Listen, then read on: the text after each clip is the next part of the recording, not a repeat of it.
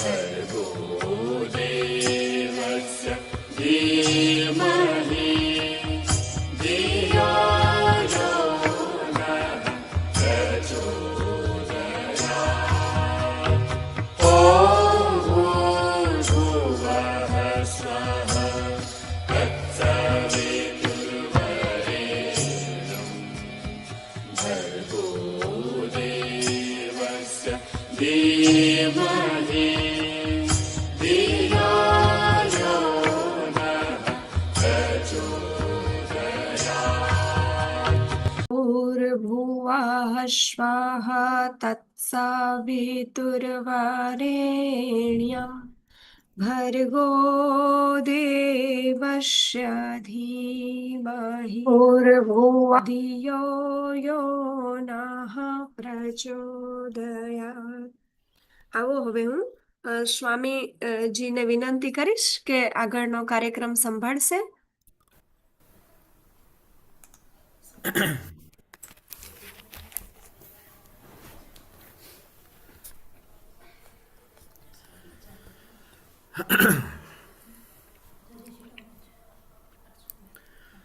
આપણે આપણો ચિંતનમાં આપણે પ્રવેશ કરીએ તે પહેલાં એક નાની એવી પ્રાર્થના કરી લઈએ. ઓમ સહના ભવતુ સહનૌ ભુનક્તુ સહ વીર્યં કરવાવહૈ તેજસ્વિનાવધીતમસ્તુ મા વિદ્વિષાવહૈ. ઓમ શાંતિ શાંતિ શાંતિ. ઓમ પાર્થાય પ્રતિબોધિતાં ભગવતા નારાયણેન સ્વયં વ્યાસેન ગ્રથિતાં પુરાણમુનિના મધ્યે મહાભારતમ અદ્વૈતામૃતવર્ષિણીં ભગવતીમ અષ્ટાદશાધ્યાયિનીમ અંબ ત્વામનુસંદધામિ ભગવદ્ગીતે ભવદ્વેષિણીમ યં બ્રહ્મા વરુણેન્દ્રરુદ્રમરુતઃ સ્તન્વન્તિ દિવ્યૈસ્તવૈઃ વેदैः સાङ्गपदक्रमोपनिषदैः गायन्ति यं सामगाः ध्यानावस्थिततद्गतेन मनसा पश्यन्ति यं योगिनः यस्यान्तं न विदुःसुरासुरगणाः देवाय तस्मै नमः. બધાને નમસ્તે, હરિઓમ. લાસ્ટ ટાઈમની જેમ જ ફરી પાછા આપણે ચિંતનમાં પ્રવેશ કરીએ. તો જે પણ કોઈ પોતાનો વિડીયો ઓન કરી શકતા હોય એ કરે. થોડાક વ્યક્તિઓ સામે હોય તો સારું. આજે મેં અમુક લોકોને મારી સામે બેસાડ્યા છે. યોગ માટેના ક્લાસ જોઈન કરવા હોય તો કોઈના તો લાસ્ટ ટાઈમ આપણે પહેલા અધ્યાયનું સારાંશનું ચિંતન કર્યું હતું અને એમાં જે બધી ચર્ચાઓ કરી હતી પહેલા અધ્યાયમાં અર્જુન વિષાદ યોગ નામ પ્રથમો અધ્યાય.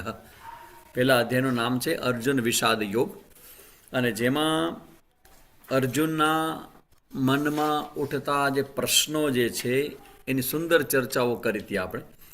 અને આખો આપણા મનમાં પણ પ્રશ્ન થાય કે ભગવાને ભગવદ્ ગીતા જે છે એ અર્જુનને જ શું કામ કીધી?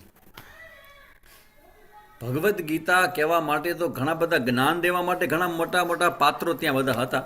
તેમાંથી અર્જુનને શું કામ કીધી? કેમ કે અર્જુનના જીવનમાં એ યુદ્ધના મેદાનમાં જે કંઈ પ્રશ્ન આવ્યા અને પછી અર્જુને જે જિજ્ઞાસા પ્રગટ થઈ અને જિજ્ઞાસાના ફળ સ્વરૂપે પ્રશ્નના ફળ સ્વરૂપે ભગવાને જે જવાબ આપ્યા અર્જુનને એનું નામ જ ભગવદ્ ગીતા. તો ભગવદ્ ગીતા અર્જુનના કહેવાથી ભગવાને પ્રગટ કરી છે. અને પહેલા અધ્યાયમાં આપણે જોયું તો પહેલા અધ્યાયનો સારાંશ જોયો હતો કે 3 પ્રશ્નો આપણે ચર્ચા કરી હતી. એટલે કદાચ મને એવું લાગે કે આમાંથી કોઈને કંઈ કહેવું હોય.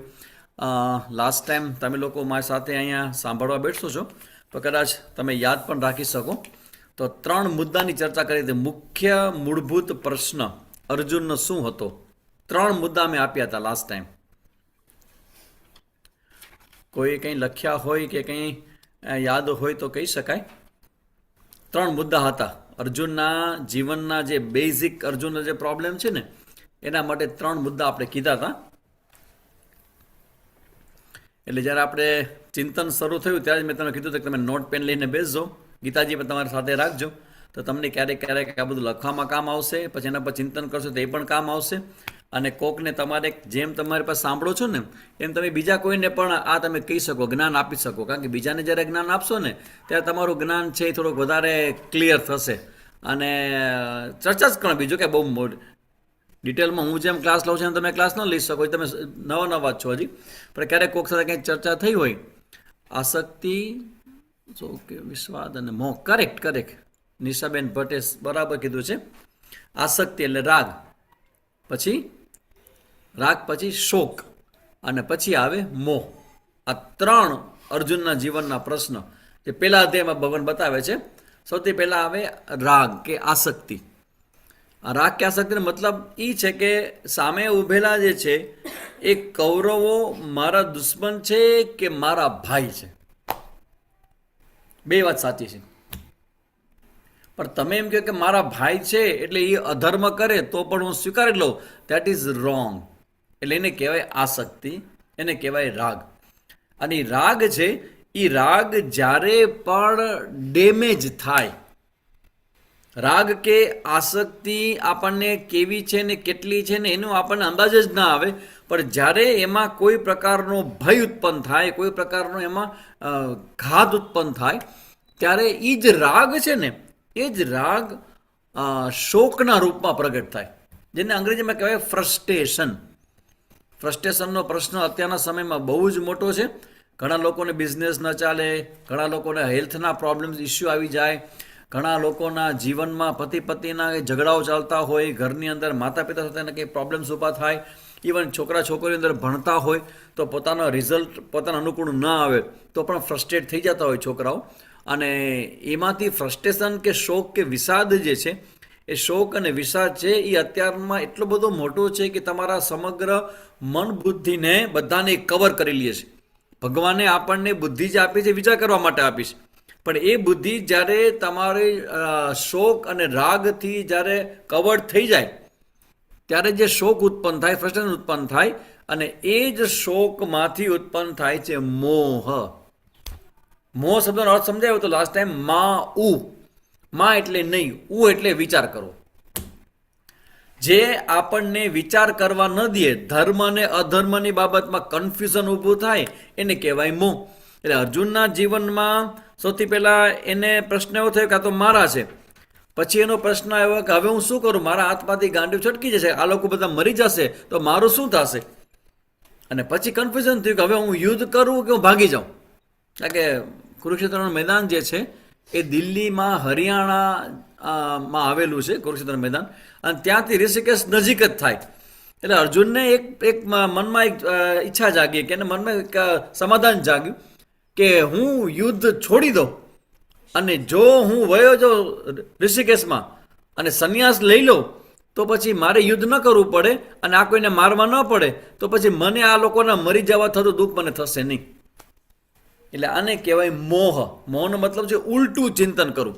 હવે અર્જુન ક્ષત્રિય છે, એ યુદ્ધ કરવા આવ્યો છે, અને અત્યારે યુદ્ધના મેદાનમાં આવીને એમ કે હું યુદ્ધનું મેદાન છોડી દઉં તો દેટ ઇઝ રોંગ. એટલે એને કહેવાય મોહ. આ ચર્ચા આપણે પહેલા અધ્યાયમાં જોઈને અર્જુન છે ને પોતે હથિયાર મૂકી અને સસરમ ચાપમ વિસૃંજ્ય શબ્દ છે પહેલા અધ્યાયમાં અંતિમમાં શ્લોકમાં કહે છે, સંજય કહે છે વિસૃજ્ય સસરમ ચાપમ શોક સંવિઘ્ન માનસ. અર્જુન છે એ ધનુષને છોડી અને પોતાના રથની પીઠિકા ત્યાં બેસવાનો ભાગ હોય પાછળ, ત્યાં માથે હાથ દઈને અર્જુન બેસી ગયો. અહીંયા સુધી આપણે લાસ્ટ ટાઈમ જોયું હતું. અને શું કહેવાય, સિંહાવલોકન. લાસ્ટ ટાઈમ આપણે ચર્ચા કરી હતી. હવે આપણે આગળ વધીએ છીએ, અહીંથી આગળ જવાનું છે. હવે આવે છે બીજો અધ્યાય. આ પહેલો અધ્યાય અહીંયા પૂરો થયો, અર્જુન વિષાદ યોગ. હવે બીજો જે અધ્યાય છે જેનું નામ છે સાંખ્ય યોગ. અહીંયા સાંખ્ય શબ્દ પર તમે સંખ્યાનું ટ્રાન્સલેશન ન કરજો. અહીંયા સાંખ્યનો અર્થ થાય જ્ઞાન. તો હવે જે સેકન્ડ ચેપ્ટર જે છે ને એ બહુ જ મહત્વનો અધ્યાય છે.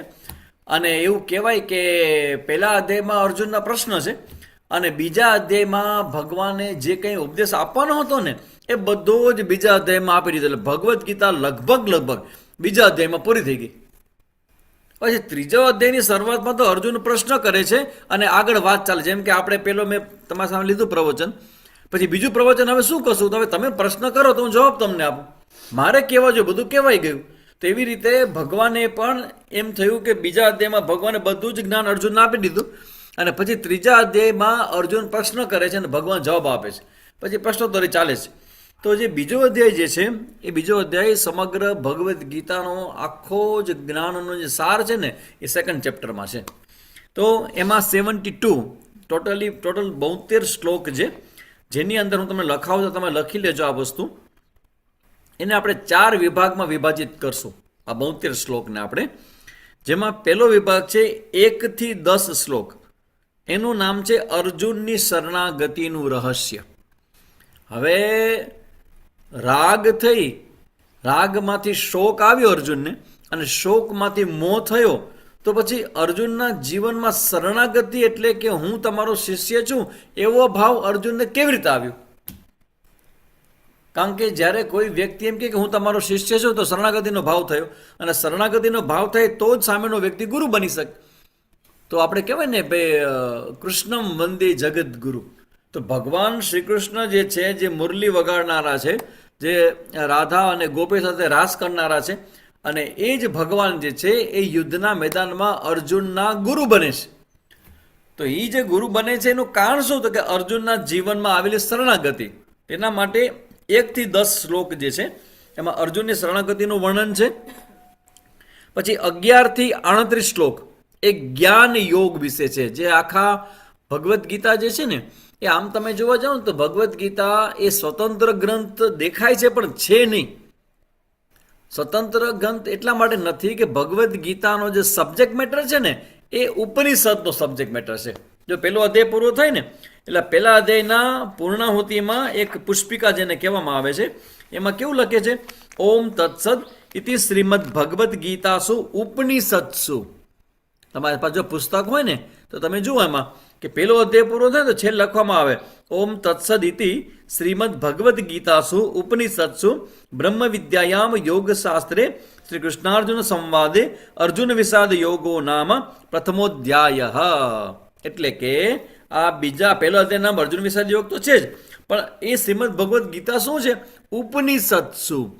વેદની અંદર જે જ્ઞાન કાંડ છે એ જ્ઞાન કાંડનો સારાંશ છે, જ્ઞાનનો એસન્સ છે એ ભગવદ્ ગીતા છે. એટલે આખા વિશ્વની અંદર આપણી ભગવદ્ ગીતા બધી જગ્યાએ પહોંચે ને આટલી બધી ફેમસ થાય તો વિશ્વને ખબર નથી કે ગીતાજીનું જ્ઞાન ક્યાંથી આવ્યું. આપણને ખબર હોવી જોઈએ કે ભગવદ્ ગીતામાં આપેલું જે જ્ઞાન છે ને એ તો વેદ અને ઉપનિષદનું જ્ઞાન છે. એટલે આપણે ખ્યાલ આવવો જોઈએ કે આપણા વેદ અને ઉપનિષદમાં કેવા પ્રકારનું જ્ઞાન આપ્યું છે કે એનો એસન્સ જ્યારે ભગવાન નિચોડ રૂપે આપે ને ત્યારે ભગવદ્ ગીતા આખા વિશ્વમાં અત્યારે ફેમસ થઈને અત્યારે ઘરે ઘરે પહોંચી રહી છે. તો ભગવદ્ ગીતાનું જે જ્ઞાન છે એ સંપૂર્ણ જ્ઞાન ઉપનિષદનો એસન્સ છે. તો આ બીજા અધ્યાયની અંદર 11મા શ્લોકથી ભગવાનનો ઉપદેશ શરૂ થાય છે અને 38મા શ્લોક સુધી એ ચાલે છે. અને એ શ્લોકની અંદર એટલે લગભગ તમે જુઓ તો 27 કે 28 જેટલા જે શ્લોક છે એ જ્ઞાન યોગ એટલે ઉપનિષદનો સારાંશ આપેલો છે. પછી ત્રીજા ફિલ્ડમાં જોઈએ આપણે, ત્રીજો આપણે પ્રકાર જોઈએ તો 39 થી લઈને 53 સુધી કર્મયોગની ચર્ચા ભગવાને કરી છે. જ્ઞાન યોગ અને કર્મયોગ એ ભગવદ્ ગીતાના મુખ્ય વિષયો છે. જેમ કે આપણે જોયું ને કે બ્રહ્મ વિદ્યાયામ યોગ શાસ્ત્રે, યોગનો મતલબ છે કર્મયોગ અને બ્રહ્મ વિદ્યા એટલે જ્ઞાન, આપણે ઉપનિષદોનું જ્ઞાન. તો બે મુખ્ય વિષય છે. એટલે 39મા શ્લોકમાં શરૂ કરે છે અને 53 શ્લોક સુધી કર્મયોગની ચર્ચા છે અને 54મા શ્લોકથી લઈને 72મા શ્લોક સુધી સ્થિત પ્રજ્ઞ પુરુષની ચર્ચા છે. જે ભગવદ્ ગીતાનો સૌથી મોટો, સૌથી વધુ પ્રચલિત ટોપિક જેને કહેવાય તો સ્થિત પ્રજ્ઞાના લક્ષણો છે. સ્થિર પ્રજ્ઞા, સ્થિર પ્રજ્ઞા, પ્રજ્ઞા એટલે જ્ઞાન અને સ્થિર એટલે નિષ્ઠાવાળું. તો જેના જીવનમાં, જેનું જીવન જ્ઞાનમાં નિષ્ઠ થયું હોય એનું જીવન કેવું હોય એના એક્ઝામ્પલો, એના બધા ઉદાહરણો છે એ ભગવાન અહીંયા 54માં શ્લોકથી લઈ અને 72માં શ્લોક સુધી ભગવાન એની ચર્ચા કરશે. તો હવે આપણે આ જે 4 વિભાગ છે એ મુખ્યત્વે અવાજ નહીં આવતો, અવાજ આવે છે ત્યાં બધાને? કોકને કમ્પ્લેન આવી છે કે અવાજ આવતો નથી બરાબર? આવે છે, નવા બેન હોય ને એટલે કદાચ એમને પ્રોબ્લેમ થતો હોય. ઓકે ઓકે ઓકે, બાકી બધાને અવાજ તો આવે છે ને? કારણ કે હા, ઝૂમની અંદર ઘણી વખત પ્રોબ્લેમ થતો હોય અવાજનો આડું અવડું, કારણ કે મેં અત્યારે મારું આ જે લેપટોપ છે બહુ નજીક રાખ્યું જેથી કરીને અવાજ તમે લોકોને સ્પષ્ટ આવે. ખૂબ નજીક જ બેઠો છું એટલે અવાજ તો આવતો હશે, એ લોકોનું કદાચ વોલ્યુમ ધીમું હશે. તો 54 થી 72માં શ્લોક સુધીમાં સ્થિત પ્રજ્ઞાના લક્ષણો છે. આ આખું બીજા અધ્યાયનો સારાંશ થયો. કોઈ આપણને પૂછે કે ભાઈ બીજો અધ્યાય શું છે, તો 4 વિભાગ છે એમાં. પહેલો છે 1 થી 10 અર્જુન શરણાગતિ, બીજો 11 થી 38 જ્ઞાન યોગ, ત્રીજો 39 થી 53માં કર્મયોગ, અને ચોથો જે 54 થી 72માં સ્થિત પ્રજ્ઞાના લક્ષણો. તો હવે આપણે શું જોવાનું છે? હવે આમાં થોડા ઊંડા ઉતરવાનું છે, કારણ કે મારી ઈચ્છા પણ એવી હતી કે થોડું આપણે એકદમ ધડાધડ બધું પૂરું કરવું નથી આપણે, પણ એક એક વસ્તુને જે સબ્જેક્ટમાં જે મુદ્દાઓ મને લાગે કે આ બધા વ્યવહારિક મુદ્દાઓ છે અને તમારા કામના છે, તો એમાં આપણે થોડા ઊંડા ઉતરશું. તો હવે આ જે 4 ટોપિક છે એને આપણે જોઈએ. જો આ બીજા અધ્યાયની શરૂઆત જે છે ને, એ શરૂઆતની અંદર બીજા અધ્યાયનો જે પહેલો શ્લોક છે એ સંજય ઉવાચોથી શરૂ થાય છે. સંજય ઉવાચો તમે ખ્યાલ આવ્યો? સંજય ઉવાચો કે શા માટે છે? કેમ કે આખું જે દ્રશ્ય છે ને એ ધૃતરાષ્ટ્ર પાસે એનો સારથી સંજય એને પોતે જોવે છે પોતાના દિવ્ય ચક્ષુથી, અને શ્રોતા તરીકે કોણ છે? ધૃતરાષ્ટ્ર છે. એટલે સંજય બોલે છે, ધૃતરાષ્ટ્ર સાંભળે છે. તો બીજા અધ્યાયની શરૂઆતમાં સંજય જે આગલા અધ્યાયમાં જે કીધું હતું એની જ વાત કરે છે કે કરુણાથી વ્યાપ્ત કૃપયા વિષ્ટમ અશ્રુપૂર્ણા કુલેક્ષણમ વિષિદંતમિદમ વાક્યમ ઉવાચ મધુસૂદન. હવે ભગવાન બોલ્યા. તમે કલ્પના તો કરો, ભગવાન જે આખા વિશ્વને બનાવનારા ભગવાન, જ્ઞાન જેના હૃદયમાં ધબકતું હોય નિત્ય, જે જ્ઞાનનું પણ કારણ છે, એવા જે ભગવાન જે છે, પહેલા અધ્યાયમાં અર્જુન બોલતો જ ગયો અને ભગવાન સાંભળતા જ ગયા. ભગવાન કાંઈ બોલ્યા નથી. અર્જુને પોતાની ફિલોસોફી હાંકી છે એની અંદર, કારણ મને સમજાવવા આવે હે સ્વામીજી હો તો શું થઈ ગયું, આવીને મને સમજાય છે કે અરે સ્વામીજી તમને ખબર છે આમ છે તેમ છે, સાંભળવાનું હોય મારે. તો ભગવાન છે એ પહેલા અધ્યાયમાં માત્ર શ્રવણ કરે છે. એટલે કોઈ પણ જો ટીચર હોય, સ્કૂલમાં ભણાવતા હોય, શિક્ષક હોય, તો કોઈને પણ આપણે જ્ઞાન દેવું હોય ને, તો સૌથી પહેલાં આપણે એને સાંભળવા જોઈએ. ઇવન પતિનો પણ પ્રોબ્લેમ હોય, તમારી સમસ્યાઓ હોય, તો રિએક્ટ કરતાં પહેલાં હંમેશા સમજવું કે સામેના વ્યક્તિનો પ્રોબ્લેમ શું છે. તમે જ્યારે એને બોલવાની તક આપશો ને તો ખૂબ સારી રીતે બોલી શકશે. તમે જો બોલવા જ નહીં દો તો એ વ્યક્તિ તમને સાંભળશે નહીં. તો એનો અર્થ એવો થયો કે ભગવાન પહેલા અધ્યાયમાં માત્ર ને માત્ર સાંભળે એટલે છે કે ભગવાનને ઘણું બધું કહેવું છે. ભગવાન would like to say so many things, પણ એના પહેલા ભગવાન અર્જુનને સાંભળે છે. એટલે 25માં શ્લોક આપણે જોયું તો પહેલા અધ્યાયમાં 25માં શ્લોકમાંથી લઈ 21માં શ્લોકથી લઈ અને 46માં શ્લોક સુધી અર્જુનની ફિલોસોફી ભગવાન સાંભળે છે. અને હવે અર્જુને છેલ્લે એમ કીધું ને કે હું યુદ્ધ નહીં કરું, એમ કહીને જ્યારે અર્જુન બેસી ગયો ને, એટલે ભગવાને બીજા અધ્યાયમાં હજી એને ભગવાને ઉપદેશ આપવાની શરૂઆત નથી કરી. માત્ર ભગવાન એઝ એ ફ્રેન્ડ, મિત્રની દ્રષ્ટિએ અર્જુનને પ્રેરણા આપે છે. અરે બેઠો શું છો, ઊભો થા અને યુદ્ધ કર, જરાય ચિંતા ના કર, everything will be fine, everything will be okay. આમ કહીને આપણે જ્યારે કોઈ છોકરા છોકરીઓ કોઈ ફ્રસ્ટ્રેટ થયેલા હોય, એક્ઝામથી ડરેલા હોય, કોઈ વ્યક્તિને કંઈ ભય આવતો હોય, તો આપણે આવા જે એક્ઝામ્પલો આપીને એવી રીતે ભગવાન અહીંયા શરૂઆતના બીજા ત્રીજા શ્લોકની અંદર, 2 શ્લોકની અંદર અર્જુનને ઇન્સ્પાયરેશન આપે છે, પ્રેરણા આપે છે. અને પ્રેરણા આપતા આપતા ભગવાને કુકરી પણ લગાવી. આ એક જ એવા શ્રી કૃષ્ણ ભગવાન હતા યુદ્ધના મેદાનમાં કે એ જ શબ્દ બોલ્યા છે બીજા ત્રીજા શ્લોકમાં, એ આખા યુદ્ધના મેદાનમાં ભગવાન સિવાય અર્જુનને કોઈ કહી શકે એમ નહોતા એવા શબ્દો ભગવાન બોલ્યા છે. અને ભગવાન બીજા ત્રીજા શ્લોકમાં શું કહે છે કે હે અર્જુન, આર્યને ન છાજે એવો આ મોહ, આ વસમી વેળાએ તારામાં ક્યાંથી આવ્યો? કશ્મલમિદમ કુતસ્વા કશ્મલમ વિષમે સમુપસ્થિતમ અનાર્યમ જુષ્ટમ સ્વર્ગમ અકીર્તિકરમ અર્જુન. હે અર્જુન, તારામાં કશ્મલમ એટલે મોહ કે મલિનતા, આ યુદ્ધના સમયે જે ન આવી જોઈએ એવી તારી અંદર મોહ ને આસક્તિ ક્યાંથી આવી ગયા?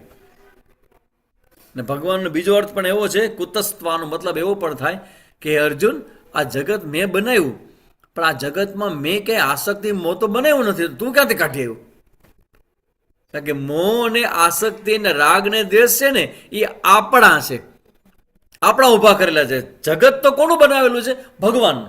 આખું જગત ભગવાન છે. ઈશા ભાષે મિદગુમ સર્વમ, બધું જ ઈશ્વર છે. પણ એ જગતની અંદર આપણને થતી આસક્તિ, આપણને થતો મોહ, આપણને થતો શોક, આપણને થતો ભય કે ગુસ્સો એ આપણા પોતાના જીવ સૃષ્ટિ આપણે બનાવેલા છે. એટલે ભગવાન કહે છે કે અર્જુન, મેં તો બનાવ્યું, તું આ ક્યાંથી કાઢી આવ્યું? એક એવો અર્થ પણ છે. અને પછી જે ત્રીજા શ્લોકમાં કહે છે ક્લેબ્યમ માસ મગમ ઓફ પાર્થ. આ ક્લિબીપણા એટલે પુરુષમાં નહીં અને સ્ત્રીમાં પણ નહીં. પુરુષ અને સ્ત્રીની વચ્ચેનો જે હોય ને એને ક્લિબી કહેવામાં આવે. તો ક્લિબીપણાનો ભાવ છે, ક્લૈબ્ય કહેવાય ને, એને કહેવાય કાયરતા. આ કાયરતાનો અર્થ આવ્યો ખરેખર ત્યાંથી સ્ત્રી અને પુરુષની વચ્ચે રહેલો છે. તો કે હે અર્જુન, તારી અંદર આવો કાયરતા ક્યાંથી આવી? ક્ષુદ્રમ હૃદય દૌર્બલ્ય છે તત્વો તિષ્ઠ પરંતપ. હે અર્જુન, તારી આ હૃદયની નબળાઈને, તારી મર્યાદાને બાજુમાં મૂક અને તું ઊભો થા યુદ્ધ કરવા માટે. તમે જુઓ, ભગવાન પાસે જ્ઞાન બધું જ છે, પણ હજી ભગવાન જ્ઞાન આપતા નથી. હજી અર્જુન માટે ભગવાન શ્રી કૃષ્ણ ગુરુ હજી સુધી બન્યા નથી. એઝ અ ફ્રેન્ડ, મિત્રની રૂપે અર્જુનના જીવનમાં આવેલો શોક કે વિષાદ છે તેમાંથી બહાર આવવા માટે ભગવાન સામાન્ય બધી વાતો કરે છે. શું કામ કરે છે? કેમ કે હજી સુધી અર્જુનના જીવનમાં, એના હૃદયમાં શિષ્યત્વનો ભાવ પ્રગટ થયો નથી. એટલે હવે આવું કીધા પછી અર્જુન વાચ. અર્જુનને જ્યારે ભગવાન કીધું કે હવે તું ઊભો થા, તું યુદ્ધ માટે ઊભો થા, આ તું શું વાતું કરસ?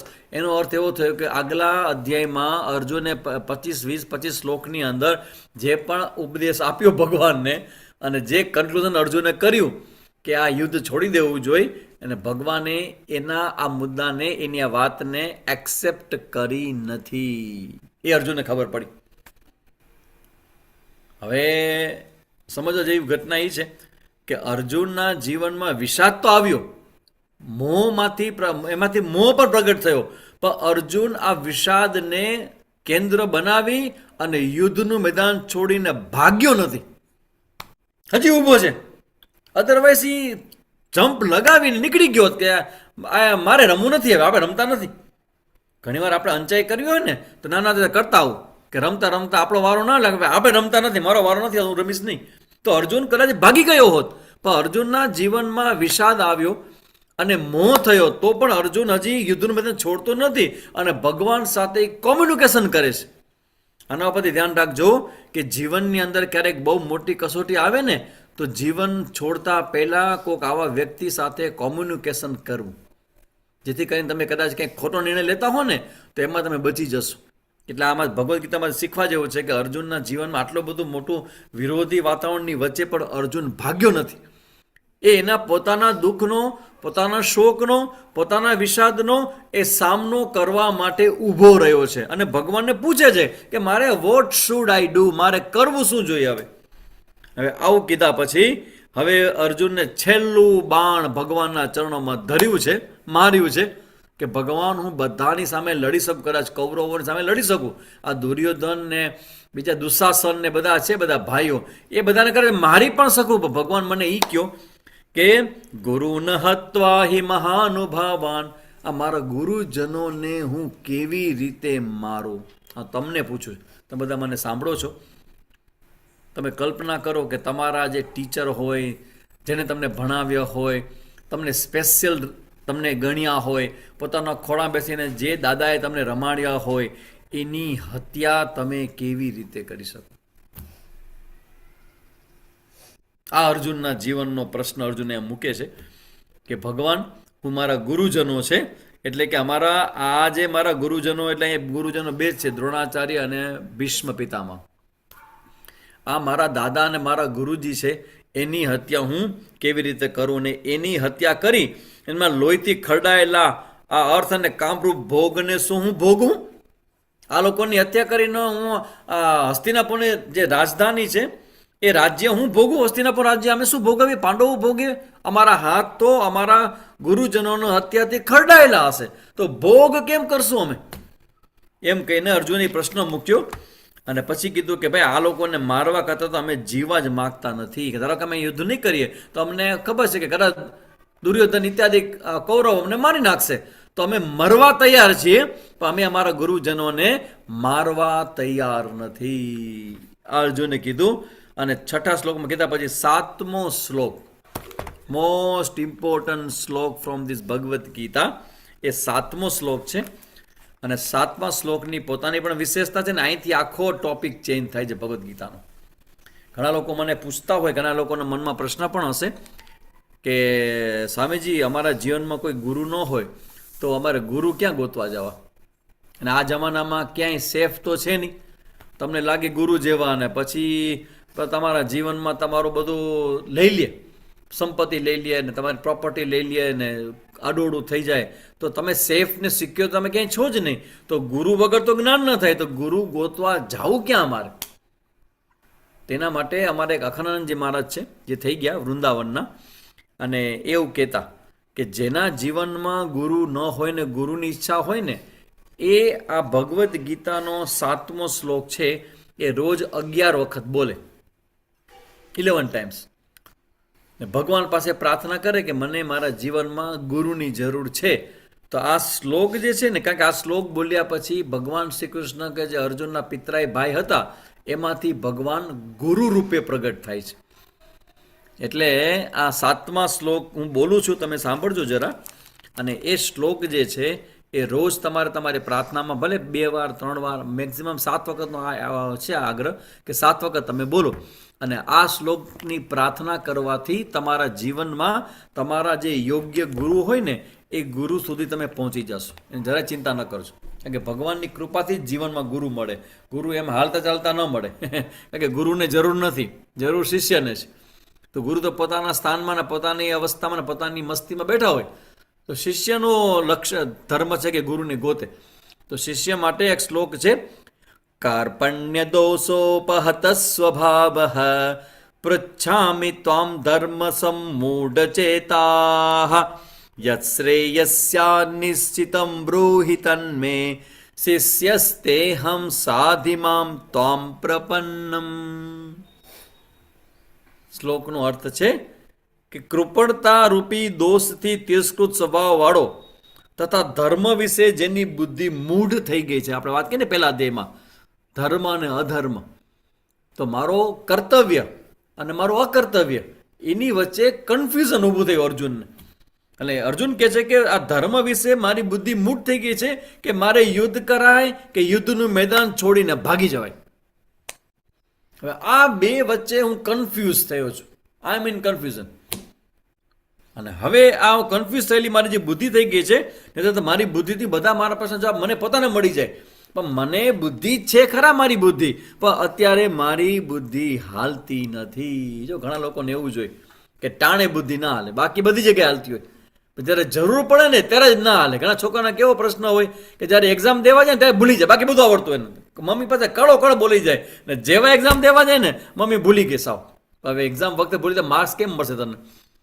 તો એને કહેવાય કે મારી બુદ્ધિ તો છે, પણ અર્જુન કહે છે કે મારી બુદ્ધિ કેવી છે, મૂઢ થઈ ગયેલી મારી બુદ્ધિ છે, અને તેવો હું આપને પૂછું છું.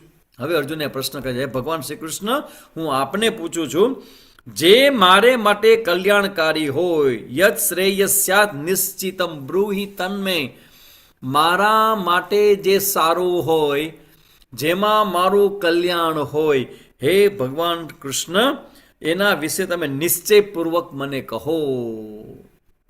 એટલે અર્જુન અહીંયા તમે જુઓ બરાબર, અર્જુન અહીંયા શિષ્ય બની ગયો, અર્જુનના હૃદયમાં શિષ્ય પ્રગટ થયો. મેં લાસ્ટ ટાઈમે વાત કરી હતી કે પતિ પત્ની હોય તો પતિ ને પત્ની છે ને એ બે એક હારે જ જન્મે હો. યાદ છે ને લાસ્ટ ટાઈમે વાત કરી ત્યાં? ના સ્વામીજી કે હું 3 વર્ષ નાની છું. હવે નાની મોટી ન હોય ભાઈ, તમે જ્યારે જન્મ્યા ને ત્યારે સ્ત્રી હતા, છોકરી હતા, સ્ત્રી હતા, અને પછી તમે પત્ની બન્યા. તો પત્ની જ્યારે પણ બન્યા ને ક્યારે બન્યા? સામે પતિ હોય ત્યારે. તેવી રીતે ગુરુ ને શિષ્ય પણ એવું છે શિષ્ય અને ગુરુમાં સૌથી પહેલા કોણ આવે? પહેલા ગુરુ આવે કે શિષ્ય આવે? પહેલા કોણ આવે? ગુરુ આવે કે શિષ્ય આવે? સૌથી પહેલા જે શિષ્ય છે ને એ પોતાને શિષ્ય રૂપે જોવે ને પછી જ એ ગુરુ છે ને એને શિષ્ય તરીકે સ્વીકારે. એટલે જેને કહેવાય ને કે શરૂઆત કોણ કરે સંબંધની? શિષ્ય. એટલે અહીંયા અર્જુન શરૂઆત કરે છે યત શ્રેયસ્યાત. જો હું તમારો શિષ્ય બનું છું, શેના માટે? બાપુ તમારે આશ્રમ બહુ સરસ મજાનો છે, તમારે આટલી બધી સંપત્તિ છે, તમારી ગાડી છે, આવું બધું છે, તો પછી મને તમારો શિષ્ય બનાવી લ્યો ને. હે, શેના માટે? બાપુ પછી તમે નો, પછી કોણ કરશે આ બધાનું? આ બધું મને મળી જાય. આ ભૌતિક લાભની અપેક્ષા વાળો શિષ્ય છે એને શું કહેવાય? અર્થાર્થી શિષ્ય કહેવાય એને. અર્થ અને પોતાના નિજી સ્વાર્થ માટે બનેલો શિષ્ય કહેવાય. અર્જુન ભગવાનનો શિષ્ય બને છે, પણ શેના માટે બને છે? શ્રેય માટે, પોતાના કલ્યાણ માટે, જ્ઞાન માટે શિષ્ય બને છે. એટલે અર્જુન કહે છે કે યત શ્રેયસ બોલી શિષ્યસ્તેહમ. હે ભગવાન, હું આપનો શિષ્ય છું. અહીંયા અર્જુને સ્વીકાર કરે છે શબ્દ સ, હું આપનો શિષ્ય છું. આપના શરણે આવેલા મને ઉપદેશ કરો. ત્વામ મામ પ્રપન્નમ સાધી. પ્રપન્ન એટલે શરણાગત. હું તમારે શરણે આવેલો છું. મામ સાધી. સાધી એટલે પ્લીઝ ટીચ મી, મને ભણાવો. જેમ તમે બધા ત્યાં બેઠા છો નોટ પેન લઈને અને પુસ્તક લઈને બેઠા છો અને તમે બોલતા નથી, પણ તમારા દ્વારા મને શું કહેવામાં આવે છે? સ્વામીજી અમને ભણાવો. એમ અર્જુન ભગવાનને યુદ્ધના મેદાનમાં પ્રાર્થના કરે છે કે પ્લીઝ ભગવાન, મારી બુદ્ધિ મોહથી ગ્રસિત છે, ધર્મ અધર્મને ખબર પડતી નથી, તો મને તમે ભણાવો, જ્ઞાન આપો. જ્ઞાન તો પછી ભગવાને પહેલા જ્ઞાન કેમ નહોતું આપ્યું અર્જુનને? મેં વાત કરી હતી કે 12 વર્ષનો વનવાસ હતો, તો ત્યારે ભગવાનને બધી અનુકૂળતા હતી વાતાવરણની, તો પણ ભગવાને જ્ઞાન કેમ ના આપ્યું? ત્યારે અર્જુનના હૃદયમાં શિષ્યત્વ પ્રગટ થયું નહોતું. ઇવન ભગવદ્ ગીતાના આ 18મા અધ્યાયની પૂર્ણાહુતિમાં ભગવાન આની ટર્મ્સ ને કન્ડિશન બતાવે છે. શું ટર્મ્સ ને કન્ડિશન છે? તો કે આ જ્ઞાન છે એ કોને દેવું ને કોને ન દેવું, તેમાં ભગવાન ચોખ્ખું કરે છે, કહે છે કે જે કોઈ શરણાગતિના ભાવથી આવે એને જ આ ભગવદ્ ગીતા કેવી જોઈએ. જે મારામાં પરમ ભક્તિ કરીને રાખીને આ ભક્તોને મારા કહેશે, પણ કોને કહેવાનું છે? તો કે જે ભક્તના ભાવથી એટલે શરણાગતિના ભાવથી. 18મા અધ્યાયના 67-68ના શ્લોકમાં 59મા શ્લોકમાં આ બધી વાત ભગવાને કરી છે કે આ જ્ઞાન છે કોને દેવાનું છે અને આ જ્ઞાનનો કોણ અધિકારી છે.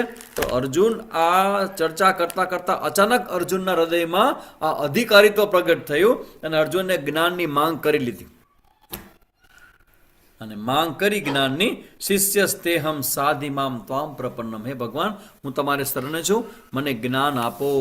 આ શ્લોક તમારી પ્રાર્થનામાં તમારે ઉમેરી લેવું અને આ બોલવાને કારણે તમને તમારા જીવનમાં સદગુરુ હોય એ તમારો ભેટો થઈ જશે, તમને સદગુરુ મળી જશે. અને આ જે ચર્ચાઓ છે એના પર નક્કી થાય છે કે જ્યાં સુધી શરણાગતિ ન થાય, ઉત્પન્ન ન થાય, ત્યાં સુધી જ્ઞાન થતું નથી. આ જ્ઞાન સાંભળી લેવા માત્રથી જ્ઞાન ન થઈ જાય હો. જ્ઞાન ત્યારે થાય કે જ્યારે આપણા જીવનમાં આ જ્ઞાન આપનાર ભગવાન કે ગુરુ પ્રત્યે આપણી શરણાગતિ પ્રગટ થાય. આ ટર્મ્સ ને કન્ડિશન. શું કામ?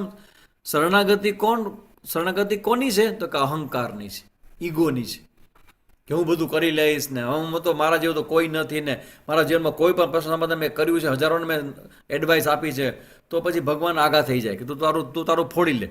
પણ જ્યારે આપણે એમ કહીએ ભગવાનને કે ભાઈ હું આ કરી શકતો નથી, પ્લીઝ હેલ્પ મી અને મને જ્ઞાન આપો, ત્યારે ભગવાન જો પછી છે ને આ અર્જુન જે બોલ્યો છે ને એ પછી અર્જુનના જીવનમાં એક જે બીજી ઘટના કરે છે ને, અર્જુન એ કહે છે 8મા શ્લોકની અંદર, અને અર્જુન કહે છે કે આ શોક કે વિષાદ કોને કહેવાય એનું વર્ણન અહીંયા અર્જુન કરે છે 8મા શ્લોકમાં.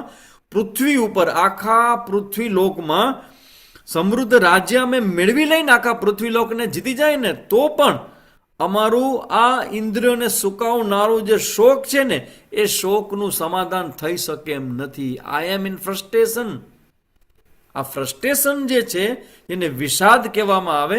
અને તમે બરાબર સમજી લેજો કે આ વિષાદમાંથી જ આત્મહત્યા કરવાના વિચારો જન્મે. ફ્રસ્ટ્રેશન આવ્યા વગર કોઈ માણસ આત્મહત્યા ન કરે. આત્મહત્યાનો મતલબ એવો છે કે માણસ જીવન જીવવાનું છોડી દે. એ પણ ક્યારે છોડે? જ્યારે એને કોઈ રસ્તો જોવા બતાવી નહીં અને એમ લાગે કે મારા જીવનમાં બસ હવે કોઈ એનું સમાધાન જ નથી, અત્યારે પણ નથી અને ભવિષ્યમાં પણ નહીં થાય. આવું કન્ક્લુઝન કરે, ન કોઈને કહી શકે કે ન એમાંથી બહાર આવી શકે, ત્યારે માણસને વિચાર આવે કે હું ક્વિટ કરી નાખું, હું મરી જાઉં. જ્યારે અર્જુનના જીવનમાં કેવું હતું કે અર્જુનને આ શોકનો અનુભવ તો થયો, પણ સામે દેખાણા, એની સામે જે ઊભા હતા ને એ શોક અને વિષાદ અને મોહથી સંપૂર્ણપણે પર થયેલું અસ્તિત્વ હતું.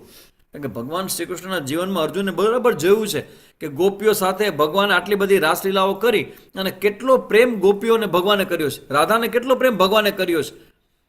પણ એકવાર ભગવાને મથુરા અને વૃંદાવન છોડ્યું, એ છોડ્યું પછી ક્યારેય ભગવાન મથુરા કે વૃંદાવન પાછા બેક ગયા નથી. અને જ્યારે હતા ત્યારે પૂર્ણ રૂપે હતા અને છોડ્યું તો હંમેશ માટે છોડ્યું. તો અર્જુનને જોયું કે આખા યુદ્ધના મેદાનમાં એકમાત્ર ભગવાન શ્રી કૃષ્ણ છે કે જે રાગ, આસક્તિ અને મોહ અને શોક જે મને થયો છે એમાંથી મુક્ત હોય તો એક જ છે. અને પાછા એવા છે કે જે પોતે તો મુક્ત છે પણ મને કરી શકે એમ છે. આમાંથી જ શ્રદ્ધા ઉત્પન્ન થાય કે મારા જીવનમાં ગુરુ કે સદગુરુ ક્યારે કોણ બને?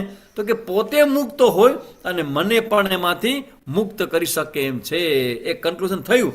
અને પછી તમે જુઓ કે પછી 9મો 10મો આ બંને શ્લોક છે એ સંજય બોલે છે, વર્ણન કરે છે કે આ પ્રમાણે શત્રુઓને પીડા આપનાર અર્જુન, હું યુદ્ધ કરીશ ને એમ સ્પષ્ટ કરીને શાંત થઈ ગયો કે ભગવાન હવે હું તો કરી શકતો નથી, તમે મને જ્ઞાન આપો. અને આવી રીતે જે અર્જુન છે એ બંને સેનાઓની મધ્યમાં એ શોકથી ગ્રસ્ત અર્જુનને હસતા હોય તેવા ભાવ સાથે કૃષ્ણે આ વચનો કહ્યા. એટલે જ કૃષ્ણ ભગવાનનું મહત્વ છે કે પ્રસન્નીવ ભારત, કે હસતા હસતા ભગવાને હવે જ્ઞાન દેવાની શરૂઆત કરી.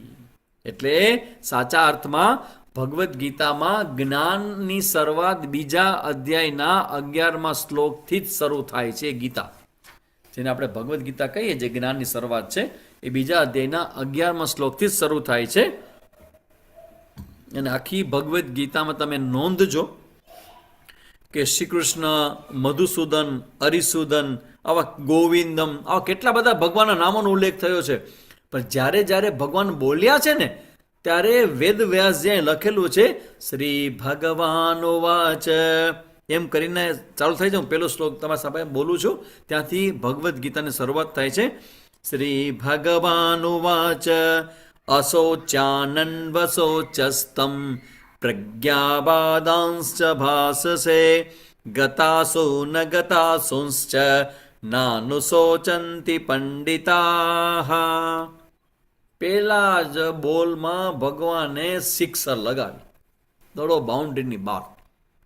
એટલી બધી મોટી વાત કરી નાખી કારણ કે ભગવાન જાણે કે રાહ જોઈને બેઠા હતા કે અર્જુન મને કંઈક પૂછે તો હું વરસી પડું. ભગવાન જ્ઞાનથી છલોછલ ભરાયેલા છે, પણ ભગવાનનો સંયમ ત્યાં છે કે સમય ના આવે એ પહેલા ભગવાન જ્ઞાનને પ્રગટ કરતા નથી. એટલે હવે ભગવાને અહીંયા જ્યારે દેવાની શરૂઆત કરી 11મા શ્લોકથી, તું શોક ન કરવા યોગ્યનો શોક કરે છે. ભગવાન એમ કહે છે કે અશોચન અન્વશોચસ્તમ, મેં આ શોક ઉત્પન્ન થાય એવું તો જગત બનાવ્યું જ નથી, તો તારી અંદર શોક આવ્યો ક્યાંથી? ભગવાન કહે છે કે જે શોક કરવાને યોગ્ય નથી એવા તારા પોતાના સ્વજનોના મૃત્યુ વિશે તું ખોટો શોક કરે છે. આ વિષાદને શોક છે એ તો તું કરે છે, સાવ ખોટો છે, જે ન કરવો જોઈએ. અને પાછું તું મને 25 શ્લોકથી મને તારું ભાષણ સંભળાવસ, તારું મને જ્ઞાન આપસ, પંડિત જેવા વચનો બોલસ પાછો કે ભગવાન આ બધા પુરુષો બધા મરી જશે તો આટલી બધી સ્ત્રીઓ સમાજમાં વધી જશે અને પછી સ્ત્રીઓ અને પુરુષોના સંબંધો બગડી જશે, પછી જે આખી કુલ પરંપરા નષ્ટ પામશે અને બધા ધર્મો નષ્ટ પામશે અને પાપ ઉત્પન્ન થશે અને એ પાપી પ્રજા ઉત્પન્ન થશે અને જે પાપ કરશે ને એ બધું પાપ મને લાગશે. અર્જુન આવું કહેતો પેલા અધ્યાયમાં. એટલે ભગવાને ટોણો માર્યો કે આ પંડિત જેવા તું વચનો બોલે છે, જ્ઞાની હોય એવી તું વાતો કરે છે અને તું જે શોક કરવા એને શોક કરે છે. એનો મતલબ એવો, પંડિત કોને કહેવાય? જ્ઞાનીને કહેવાય. જ્ઞાની કોને કહેવાય? જેના જીવનમાં શોક અને વિષાદ સંપૂર્ણ રીતે રજા લઈ ગયા હોય એને જ આપણે જ્ઞાની કહેવાય. શું હા, પંડિત જેવા વચન એટલે અર્જુન પંડિત જ્ઞાની, પંડિત એટલે જ્ઞાની. તો જ્ઞાની જેવા વચનો બોલે છે પણ સામે પાછું શોક કરસ. તો મતલબ શું કે જે જ્ઞાની હોય ને જેમાં શોક ન હોય એ વિરોધાભાસ ભગવાન બતાવે છે કે ભાઈ તું આવા વચનો કે તું જ્ઞાનીની વાતો કરસ. પણ ઘણા લોકો હોય ને કે પર ઉપદેશે પાંડિત્યમ, બીજાને જ્ઞાન દેવું હોય ત્યારે મહારાજ ગીતાજીની વાતો કરે મોટી મોટી મોટી. કોઈક છો એના શિષ્ય આવ્યો પોતાના ગુરુ પાસે, રોતો રોતો, ગામડાનો માણસ હશે અને ગુરુજીના આશ્રમમાં કંઈક દૂધ આપી જાય ને આપી જાય ને તે રોતો રોતો આવ્યો. એટલે ગુરુજી કે શું થયું? કે અરે શું મહારાજ વાત કરું એ કે મારા દીકરાને માંદો પડ્યો ને બચશે નહીં ને હવે મને બહુ દુઃખ થાય છે, કેમ થશે? અરે ચિંતા ન કરી કે અરે શોક વસાત કરાતો હશે, અરે આ જગતમાં બધું જગતની માલિપા હાલ્યા કરે. જો ગીતાજીમાં ભગવાને કીધું છે કે બધાનું મૃત્યુ તો નિશ્ચિત છે. મોટું મોટું જ્ઞાન એ ગુરુજીએ બિચારા ગામડાના વ્યક્તિને આપ્યું. પછી 6-8 મહિના 1 વર્ષ પછી પાછો એ વ્યક્તિ આવ્યો ત્યારે ગુરુજી એકદમ વિષાદમાં બેઠા હતા, રોતા હતા. ગુરુજીને રોતા જોઈને ઓલો કે ગુરુજી તમે રોવો છો, શું થયું? કે ભાઈ મારું ઘેટું કોક લઈ ગયું આશ્રમમાંથી એટલે રોવે છે. એટલે ઓલો કે ગુરુજી હા થોડા દિવસ 1 વર્ષ પહેલા મારો છોકરો વયો ગયો ત્યારે હું આવ્યો હતો તે તમને ઉપદેશ આપતા હતા, તો પછી તમે અત્યારે તમારા ઘેટું માટે રોવો છો આમ કેમ? કે ત્યારે તમારો ઉપદેશ ક્યાં ગયો? એટલે ગુરુજી કે ભાઈ મામા એ છોકરો તો તારો હતો એટલે તને ઉપદેશ આપતો હતો, ઘેટું તો મારું છે ને. આના જેવો મતલબ એ થયો કે તમારી પાસે રહેલું જ્ઞાન છે એ કમસે કમ તમને તો ઉપયોગી થવું જોઈએ કે નહીં, તમારા જીવનમાં તો હોવું જોઈએ કે નહીં. એટલે ભગવાન કહે છે પંડિત જેવા તું વચન બોલે છે. પંડિત એટલે જ્ઞાની કોને કહેવાય? મૃત અને જીવિતનો પાછળથી શોક કરતો નથી એને પંડિત કહેવાય. જ્ઞાની કોને કહેવાય? પંડા. પંડા એટલે આત્મજ્ઞાન. અહીંયા પંડા શબ્દ પરથી પંડિત શબ્દ બને. પંડા એટલે આત્મજ્ઞાન ને પંડિત જેની અંદર આત્મજ્ઞાન છે. એ આત્મજ્ઞાન એટલે શું? કે પોતાના સ્વરૂપ જે છે, જે પોતે આત્મા છે, પોતે ચૈતન્ય છે, પોતે શરીર નથી, મન નથી, બુદ્ધિ નથી, ચિત્ત નથી, અહંકાર નથી અને ચિદાનંદ રૂપ શિવોહમ શિવોહમ. આ જ્ઞાન જેની અંદર ક્લિયર છે એને કહેવાય જ્ઞાની, એને કહેવાય પંડિત. કે પંડિત જે છે એ આવો જ્ઞાની હોય એ કે મૃત એટલે જે મરેલા અને પછી અને જીવિત હોય. કારણ કે અર્જુન જે શોક વિષાદ કરે છે હવે એના ભાઈઓ તો જીવતા છે, તે શું કામ વિષાદ કરે છે? કારણ કે જોવે છે કે આવનારા સમયની અંદર આ બધા મરી જશે તો શું થશે એનું. એટલે જીવિત વિશે અર્જુન શોક કરે છે.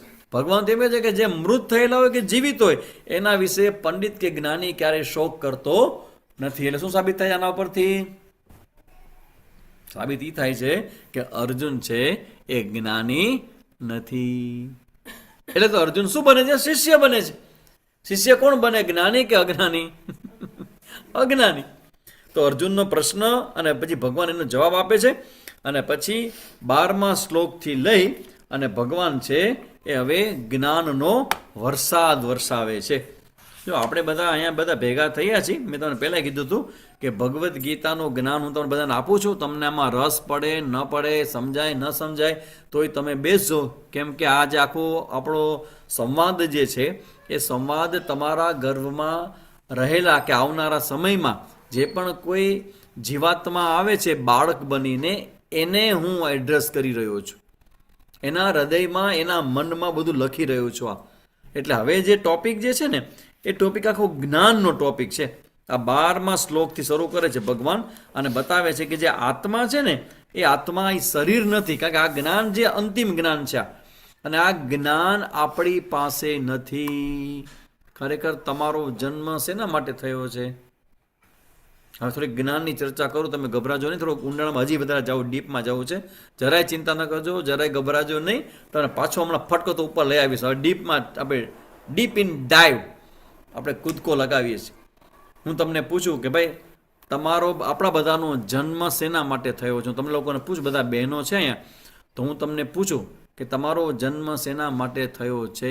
તમને ખબર છે? Do you know? તો હું પૂછી લઉં, કચરા પોતા કરવા થયો છે, જે તમે આખો દી કરો છો? આ ઠામ લુગડા કરવા માટે થયો છે? આ સંતાનો ઉત્પન્ન કરીને સંતાનને ગોઠવવા માટે થયો છે? ઘર ચલાવવા માટે થયો છે? કે મહેમાનને હાચવવા માટે થયો છે તમારો જન્મ? મહાન જન્મ મનુષ્ય યોનિમાં તમને જન્મ મળે છે એના માટે, મહેમાનને હાચવવા, પોતાના જીવનો ઉદ્ધાર કરવા. વાહ, નિરાલીબેન સરસ જવાબ આપ્યો. પોતાના જીવનો ઉદ્ધાર કરવા માટે. તો પોતાના જીવનો ઉદ્ધાર થાય કેવી રીતે? કેવી રીતે થાય? જ્ઞાનથી થાય. તમારો જે જવાબ છે એ પ્રમાણે કહો કે આપણા જીવનો ઉદ્ધાર કરવો, તો ઉદ્ધાર કેવી થાય? જ્ઞાનથી થાય. અને જ્ઞાન કેવી રીતે થાય? જ્ઞાન કેવી રીતે થાય મને કહો તો? સારા કર્મોથી જ્ઞાન ન થાય, જ્ઞાનની તૈયારી થાય. જ્ઞાન કેવી થાય? ગુરુ પાસે નોટ પેન અને ગીતાજી લઈને બેસીએ ને તો જ્ઞાન થાય. તો તમે અત્યારે શું કરો છો? ગુરુના ઉપદેશ. હા, કરેક્ટ, રીનાબેન સાચો જવાબ છે. ગુરુના ઉપદેશથી જ્ઞાન થાય. તો જીવનનું લક્ષ્ય છે કે આપણા જીવનમાં કોઈ સદગુરુ મળે અને એના પાસે શિષ્યત્વનો ભાવ પ્રગટ થાય અને શરણાગતિ પ્રગટ થાય ને એમાંથી પછી એ જ્ઞાનનો વરસાદ વરસાવે અને આપણું અજ્ઞાન બધું હરી લે, એનું નામ ગુરુ. તો એ ગુરુ જ્ઞાન આપે છે. તો જ્ઞાન કોના વિશે આપે છે? આપણને આપણા પોતાના આત્મા વિશે. આત્મા એટલે હું. આ હું એટલે કોણ છે? તો કે આ હું એટલે આત્મા. આત્મા એટલે ચૈતન્ય. આત્મા એટલે જે શરીર નથી તે. આપણું જે શરીર તમને દેખાય છે ને, આ જે શરીર તમારું દેખાય છે, એ શરીર તમે નથી, તમે ચૈતન્ય આત્મા છો. અને એ આત્મા તમારું સાચું સ્વરૂપ છે, જેની ચર્ચા અહીંયા જે કરવામાં આવે છે એ આપણે જોયું કે 11 થી 38 શ્લોકની વચ્ચે, શ્લોક નંબર તમને કહી દઉં, આ જે ચર્ચા જે થઈ છે એ ચર્ચા એ 14, 15 અને 20 સુધી, 11 થી લઈને 20 સુધીમાં આત્માના સંદર્ભમાં ઘણી બધી ભગવાને ચર્ચાઓ કરી અને 20 થી 25 વચ્ચે આત્માના સ્વરૂપનું વર્ણન ભગવાન કરે છે. એટલે કે આ આત્મા એટલે કોણ? આત્મા એટલે યુ. આત્મા એટલે તું. હું તમને કહું કે તમે એટલે કોણ? આ તમારું નામ, આ તમારું શરીર, તમારી ઓળખાણ, તમારું જ્ઞાન, એ કાંઈ તમે નહીં. પણ આ બધા તમારા શરીરની અંદર રહેલા તમને જે હું થાય છે, એ જે હું છે એ આત્મા છે. અને એ જે આત્મા છે કે જેનો જન્મ પણ નથી, એનું મૃત્યુ પણ નથી, જેને આગળ પાછળ કાંઈ નથી, અને એને કહેવાય ને કે ભાઈ એને અગ્નિ બાળી ન શકે, તલવાર એને કાપી ન શકે, પાણી એને ભીંજવી ન શકે. તો આવો જે આત્મા જે છે એ હું છું, શરીર નથી. અને આત્માના 6 લક્ષણો છે. એ 6 લક્ષણો ક્યાં ક્યાં છે? હવે જ આ બધી ચર્ચાઓ તમારા પોતાના સાચા સ્વરૂપની ચર્ચાઓ છે. આત્મા એટલે પ્રભુ. હા, આત્મા એટલે પ્રભુ. હજી વાર છે. આપણે જે આત્માને અહીંથી શરૂ કરીએ છીએ અને છેલ્લે પછી વાત સાચી છે, અંતે તો રીનાબેન ત્યાં જ આવશું. આત્મા એટલે પ્રભુ, જે હમણાં બોલ્યા ને, ચિદાનંદ રૂપ શિવોહમ શિવોહમ, એ આત્મા એ જ પરમાત્મા છે. પણ અત્યારે તમે બોલો છો ને હું બોલું છું, તમે સાંભળો છો, તો શું તમને એવો અનુભવ થાય છે કે તમે પરમાત્મા છો? એ સ્વામીજી, ભૂંજ્યો પાપડ નથી ભાંગતો પરમાત્મા ક્યાં અમે થતા હશું? કેટલા પ્રોબ્લેમ ને કેટલી સમસ્યાઓ ને તાવ ને આ ને તેને, માંદા પડી જાય ને હાલતા હાલતા દૂધ પચતું નથી, મીરાબાઈ તો ઝેર પેચાવી ગયા, શું અમે પરમાત્મા થતા હશું? એટલે અહીંયા આત્મા એ પરમાત્મા છે, એ એક અંતિમ સત્ય છે જેના પર આપણે જવાના છીએ. પણ અહીંયા આત્માના જેના આત્મા કહીએ એના 6 લક્ષણો છે. કયા કયા લક્ષણો છે? 6. એક છે નિત્ય. આપણું પોતાનું સ્વરૂપ જેને આત્મા કહેવાય નિત્ય છે, એટલે હંમેશ માટે છે. તમારો જ્યારે જન્મ નહોતો થયો ત્યારે પણ તમે હતા, અત્યારે પણ તમે છો, અને ધારો કે શરીર છૂટી જશે પછી પણ તમે રહેવાના છો. આ સાંભળીને ઘણાને દુઃખ લાગશે, ઘણાને ખોટું લાગશે કે ભાઈ આ મર્યા પછી પણ રહેશે. હા, મર્યા પછી પણ રહેશે. ઘણા થાય કે ભાઈ જાય તો શાંતિ થઈ જાય, નહીં થાય. ક્યારેય મરવાનું નથી. કહી દેજો બધાને, જેને સાંભળવા નથી આવ્યા એ તમારા ઘરના લોકો બધા કહે છે કે હું ક્યારેય મરવાની નથી, હું હંમેશા નિત્ય છું. કોણ કહે? સ્વામીજી કહે છે. સ્વામીજી ક્યાં કહે છે? ગીતાજીમાં લખ્યું એટલે કહે છે. એટલે કે નિત્ય છું. પછી બીજું સત્ય. સત્યનો મતલબ છે કે જે હંમેશ માટે, એમાં ક્યારે કોઈ પરિવર્તન ના આવે, એને કહેવાય સત્ય. હું નિત્ય છું, સત્ય છું, સર્વગતઃ, હું બધી જગાએ છું. આત્મા જે છે ને એ કણે કણમાં છે, હું બધી જગાએ છું. પછી અપ્રમેય, ઓબ્જેક્ટિફાઈડ ન થઈ શકે તેવો, આત્માને કોઈ જોઈ ન શકે, આત્મા હું જ છું. અને પછી પાંચમું છે અકર્તા અભોગતા. આત્મા કોઈ કર્મનો કરતા પણ નથી અને કર્મ ફળનો ભોગતા પણ નથી. અને આત્મા કેવો છે? નિર્વિકાર. જે વિકારો છે ને એ શરીરમાં, ઇન્દ્રિયોમાં હોય, મનમાં હોય, બુદ્ધિમાં હોય, પણ તમને જેને હું કહો છો આત્મા, એની અંદર કોઈ વિકાર નથી, એ કરતા ભોગતા નથી, એ કોઈ સબ્જેક્ટ ઓબ્જેક્ટ બની શકે નહીં. એ સબ્જેક્ટ છે, ઓબ્જેક્ટ ક્યારે બની શકે નહીં. પછી સર્વગત, બધી જગાએ છે, સત્ય છે અને નિત્ય છે. આ તમારી પાસે જે 6 લક્ષણો કીધા, એ 6 લક્ષણોને સમજાવવા માટે અમે સંન્યાસી બનીને બધું કામ પડતું મૂકીને અમે આદુ ખાઈને પાછળ પડી ગયા છીએ. તમે કહેશો કે સ્વામીજી આ સમજાણું નહીં. અરે બેન, હું આ મારા જીવનના આ 32-32 વર્ષથી સંન્યાસ જીવન જીવું છું. એ સમજવા માટે, એ અનુભવ કરવા માટે મેં લગાવ્યા છે. એમ જલ્દી કાંઈ આંબા ન પાકે. આ સમજવા માટે આખું જીવન જોશે. એમ હાલતા હાલતા તમે, આ તો તમારા પર કૃપા કરું કે તમને કૃપા થઈ ભગવાનની, કે તમને ખબર પડે કે તમે શરીર ને, તમે તો આત્મા છો. પણ એ આત્મા કેવો છે ને, કેમ છે ને, શું છે, એ બધું તો હવે આપણે ભણવાનું છે. એટલે તમે લોકો ભણો છો ને. ખરેખર તો મને એવું લાગે કે તમારે ભણવાનું ક્યારેય બંધ કરવું ન જોઈએ. કારણ કે જીવનમાં ભણવા જેવું જ સર્વસ્વ છે જે છે એ. તો આત્માના બધા લક્ષણો તમે જાણવા માટે તમારો જન્મ થયો છે. અને બાય ચાન્સ, એક્સિડન્ટલી તમે અત્યારે મારી સામે બેઠા છો અને તમે એ સાંભળો છો કે અમે શરીર નથી, પણ અમે તો આત્મા છીએ. તો એ આત્મા વિશેની ચર્ચાઓ બધી કંઈ ભગવાન કરે છે. અને એ પછીનો જે ટોપિક જે છે આપણે જોવાનો છે, એ ટોપિક છે 39 થી 53માં શ્લોક. એ શેના માટે છે? કર્મયોગ વિશે છે. આ કર્મયોગ તમે ઘણી બધી જગ્યાએ સાંભળેલું છે.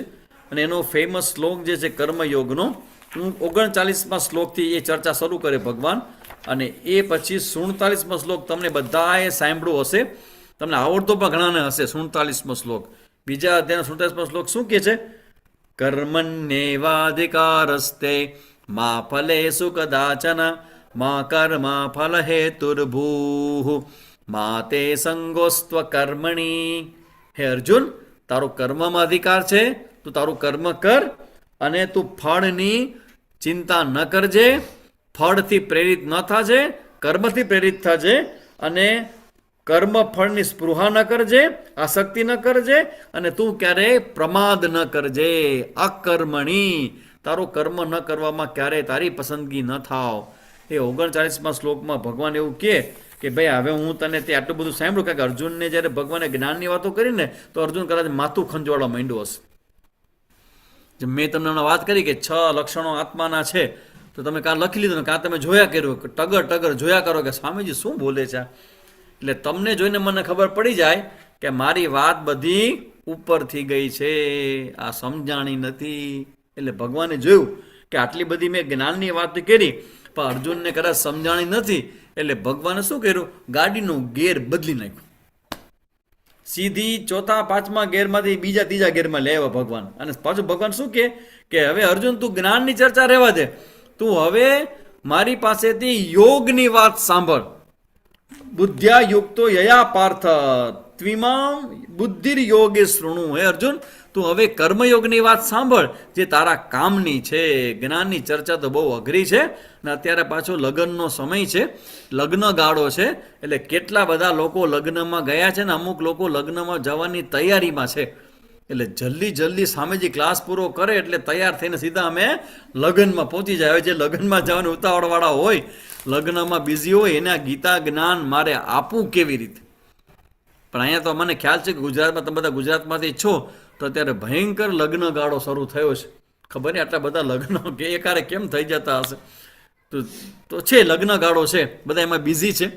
તો આપણે અહીંયા ચર્ચા બહુ લાંબી નથી કરવી કે આજે છે ને મારે પણ જવું છે, પણ મારે લગ્નમાં નથી જવું. લગ્નમાં નથી જવું, પણ અમારે ત્યાં ભુજની અંદર બાબા કલ્યાણદાસજી અમરકંટક છે, જ્યાંથી નર્મદા મૈયા પ્રગટ થયા છે, ત્યાંથી સિદ્ધ યોગી છે બાબા કલ્યાણદાસજી. આખા ભારતમાં પ્રથમ નંબરે છે અને જે તંત્ર અને મંત્રના મોટા આચાર્ય છે અમારા ભુજમાં આવ્યા છે. તો એમનો સત્સંગ છે 5:30 વાગે, મને ત્યાં બોલાવ્યો છે એટલે મારે ત્યાં જવાનું છે. એટલે આજે આપણે પ્રશ્નોત્તરી નહીં કરી શકીએ, એટલે આ બીજા અધ્યાયના મુખ્ય જે ટોપિક છે મેં લીધા છે. વળી પાછા આપણે નેક્સ્ટ ટાઈમ જ્યારે મળશું ત્યારે આપણે આ કર્મયોગની ચર્ચા જે આપણા બધાના કામની છે એની થોડીક ડિટેલ ચર્ચા કરીને ત્રીજા અધ્યાયમાં આપણે પ્રવેશ કરશું. એટલે આજે આપણે થોડો ક્લાસ ટૂંકો લઈએ છીએ, લાંબો નથી લેતા. આજે આપણે 50 મિનિટ જેવો જ ક્લાસ લીધો છે, કેમ કે આજે માને પણ ત્યાં પહોંચવું છે અને ચર્ચા બહુ સુંદર મજાની છે. કર્મયોગની ચર્ચા છે, તમારા બધા માટે કામની છે. એટલે નેક્સ્ટ ટાઈમ આપણે ફરી પાછા શનિવારે મળશું. અને તમે લોકો પણ તમારા સંપર્કમાં જે પણ ભાઈઓ બહેનો હોય બધાને કહેજો. એવું નથી કે ગર્ભવતી બહેનો જ આમાં સાંભળી શકે, કોઈ પણ વ્યક્તિ હોય જેને ભગવદ્ ગીતા વિશે કંઈ પણ જાણવું છે, સમજવું છે અને ટૂંકાણમાં સૌથી પહેલાં ગીતા જોઈ જવી છે, તેના માટે બેસ્ટ પ્રવચનો છે બધા. તો એ લોકોને તમે ઇન્વાઇટ કરી શકો અને એ લોકો પણ આમાં ગ્રુપમાં જોડાય. અને તમારામાંથી જેને પણ અમારા નિયમિત જે અધ્યયન વર્ગો ચાલે છે ને એમાં એક શ્લોક હું લઉં. આ તો મેં આખો અધ્યાયનો સારાંશ તમને કહી દઉં છું. પણ અમારા નિયમિત અધ્યયન વર્ગો દર સોમવારે રાતના 8:30 થી 10 ચાલે છે. તેમાં અત્યારે 6ઠ્ઠો અધ્યાય ચાલે છે, ધ્યાન યોગ.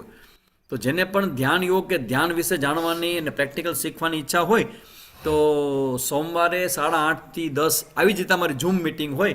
એમાં ફિઝિકલ પણ બધા લોકો આવ્યા હોય અને અમારા બેનાએ બેઠા છે. એમને હું કહું છું કે એ લિંક છે અમારી, એ લિંક ત્યાં સંગીતાબેનને મોકલશે અને સંગીતાબેન તમારા જે મુખ્ય આખા ગુજરાતનું ગ્રુપ છે ને એની અંદર મૂકશે. કારણ કે તમારા અત્યારના આ દિવસોની અંદર જેટલું પણ તમારાથી સંભળાય સારું એ બધું જ સાંભળવું જોઈએ. તો ધ્યાન યોગનો સુંદર મજાની ચર્ચાઓ છે બધી. તો સોમવારે રાતના 8:30 થી 10 એમાં પણ તમે આવી શકો. અધરવાઇઝ આપણે નંબર એડ કરવાનો છે ગ્રુપમાં. દ્રષ્ટિ, જાગૃતિ, તૃપ્તિ આમાં મૂકી દો તો બધાને. અચ્છા હા એ આઈડિયો સારો તમારું સજેશન મને ગમ્યું છે. તમને ખાલી નંબર આમાં એડ કરું છું. એ નંબર તમે જોઈ લેજો, તમારા ચેટમાં હું લખું છું નંબર, અને એ નંબર ઉપર તમે વોટ્સએપ કરશો તો તમને એ ગ્રુપમાં જોઈન થશો, તમે લોકો આ સત્સંગમાં આવી શકશો. અને જસુબેન તમારો નંબર બોલો. 9426625211.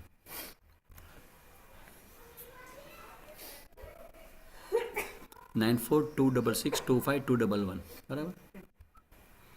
હજુ નંબર મૂક્યા છે આમાં ગ્રુપની અંદર. અને જેને પણ કોઈ આ સત્સંગમાં જોડાવવું હોય આ નંબર ઉપર વોટ્સએપ તમે કરશો તમારું નામ ને નંબર, તો તમને ગ્રુપમાં જોઈન કરવામાં આવશે ને તમને એક લિંક મૂકવામાં આવશે. આની જેમ જ તેમ તમે લોકો આમાં આવો છો એવી રીતે ઝૂમની લિંક છે અને બધા જ લોકો કોઈ પણને એમાં જોડાવવું હોય તો નિયમિત અધ્યયન વર્ગો તમને ખ્યાલ આવશે કે ડિટેલમાં જ્યારે આ 1 કલાક એક જ શ્લોક વિશે સાંભળવું હોય તો ચિંતન કેવું થાય. તો એના માટે તમે બધા આમંત્રિત છો. ને ફરી પાછા હવે આપણા ગ્રુપની અંદર નેક્સ્ટ ક્લાસ દ્રષ્ટિ ગોપાણી. અચ્છા, આ જે તમારો નંબર છે ને એ નંબર તમે આ વોટ્સએપ જે નંબર લખો ને એમાં તમે મોકલજો. કારણ કે હું તમે ફોન ને એવું તમારી પાસે ત્યાં નહીં હોય તો તમારો નંબર આમાં ગ્રુપમાં મોકલો. એના કરતાં બેટર છે કે મેં તમને જે નંબર લખીને આમાં ગ્રુપમાં મૂક્યા છે ને એ નંબર તમે લખી લેજો બધા, અને એ નંબરમાં તમે સેન્ડ કરજો તમારો મેસેજ, તો તમને ગ્રુપમાં જોઈન કરી દેશે અને તમે નિયમિત રીતે વોટ્સએપમાં જોઈન થવા.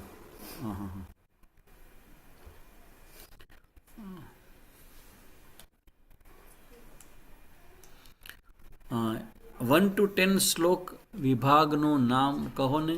હા, 1 થી 10 અર્જુનની શરણાગતિ. દર્શનાબેન પટેલ પૂછે છે 1 થી 10 શ્લોકનો વિભાગ છે, નામ શું છે? અર્જુનની શરણાગતિ. અર્જુનને 7મા શ્લોકમાં જે શરણાગતિ પ્રગટ થઈ એની ચર્ચા, મુખ્યતઃ ચર્ચા એ 1 થી 10 શ્લોકને આપણે ગણી શકીએ. વોટ્સએપમાં જોઈન થવા માટેનો નંબર છે, હા વોટ્સએપમાં અમે તમે લખ્યો ને જ્યાં 9426625211 એ તમે લખશો ને તો એ અમારે એક બેન છે જયશ્રીબેન ગજરા, તમે એને લખશો એટલે તમને ગ્રુપમાં જોઈન કરી દઈશ. તમારું નામ અને નંબર મોકલજો, આમાં નંબર આવી જશે, તમારું નામ લખશો તો એના ગ્રુપમાં 5 મેસેજ આવી ગયા. વાહ, સરસ. તો તમે લોકો સીધા એમાં જોડાઈ શકો અને પછી તમે સોમવારનો જે, કારણ કે તમે, મને એવું લાગે કે અત્યારના સમયમાં તમારે રોજે રોજ, આ સંગીતાબેન આવી ગયા છે, રોજે રોજ તમારે આવું કંઈક સાંભળવું જોઈએ, શ્રવણ કરવું જોઈએ. તો તમારા માટે જેટલું શ્રવણ કરો એટલું ઓછું છે, કારણ કે આવનારા સંતાનને આપણે સંસ્કારોથી ભરી દેવાના છે. તમારા હાથમાં 2.5 વર્ષ જ રહેશે, તમારા ગર્ભમાંથી લઈને બહાર નીકળશે તો 3.5 વર્ષ થશે ને. એટલા સમયમાં જેટલા સારા સંસ્કાર આપી શકાય એટલા એને આપવા જોઈએ. તો જેટલું પણ સારું સાંભળવા મળે એ તમે મિસ કર્યા વગર સાંભળ્યા કરજો, ધ્યાન કરજો. અને ક્યારેક આપણે ધ્યાનનું પણ ક્લાસ સ્પેશિયલ પણ મારી ઈચ્છા છે કે લેવાનો છે આવનારા સમયમાં. બધા 7વો શ્લોક મોકલો ને. 7વો જે શ્લોક છે ને ભગવદ્ ગીતાનો બીજા અધ્યાયનો 7મો શ્લોક છે. એ તો આમાં નહીં, તમારી પાસે કોઈ પણ સાથે ગીતાજીનું પુસ્તક હશે ને એમાં તમને મળી જશે 7મો શ્લોક, કાર્પણ્ય દોષો પત સ્વભાવવાળો. તે શ્લોક તમે બધા કંઠસ્થ પણ કરજો અને રોજની પૂજામાં પણ લેજો, તો ઘણું બધું ફાયદાકારક રહેશે. તો હવે આપણે અહીં અટકીએ છીએ. આવતા વખતે આપણે કર્મયોગની થોડીક ચર્ચા કરી અને 3જા અધ્યાયનો સારાંશ, 3ય અધ્યાય, એની ચર્ચા આપણે નેક્સ્ટ શનિવારે આપણે બધા કરશું. અહીં આપણે અટકીએ. શાંતિ પાઠ કરું પછી આપણે છૂટા પડશું. ઓમ પૂર્ણમદઃ પૂર્ણમિદં પૂર્ણાત પૂર્ણમુદચ્યતે પૂર્ણસ્ય પૂર્ણમાદાય પૂર્ણમેવાવશિષ્યતે. ઓમ શાંતિ શાંતિ શાંતિ. હરિ ઓમ શ્રી ગુરુભ્યો નમઃ. હરિ ઓમ.